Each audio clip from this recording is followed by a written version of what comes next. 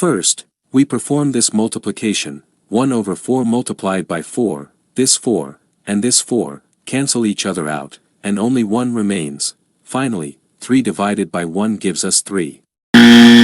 But this answer is not correct, because we did not follow one of the most important rules in mathematics, called the order of operations. The order of operations is commonly known by the acronym, PEMDAS.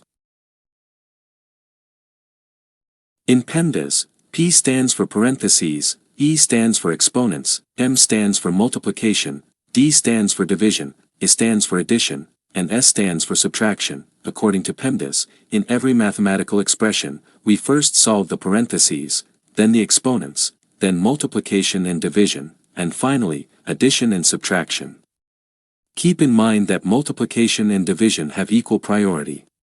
Therefore, in any expression that contains both multiplication and division, we move from left to right and perform whichever operation appears first.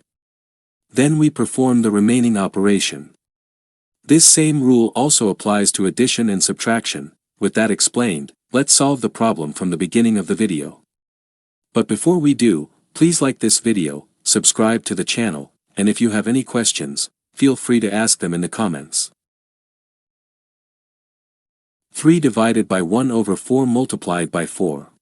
Now, in this expression, there is both multiplication and division. According to PEMDAS, since multiplication and division have equal priority, we move from left to right, and whichever operation we reach first, we perform it first. Now, in this expression, if we move from left to right, we reach the division first, so we first perform the division, and then perform the multiplication.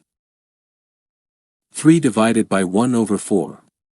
To solve this part of the question, we use the KCF rule. This rule is a simple method for dividing fractions. K stands for keep, C stands for change, and F stands for flip. According to this rule, we keep the first fraction as it is, change division to multiplication, and flip the second fraction. Now, according to this rule, we keep 3 as it is, change division to multiplication, and flip 1 over 4, which becomes 4. 3 multiplied by 4 gives us 12. In the end, 12 multiplied by 4 gives us 48, which is our correct final answer. Thank you for watching this video.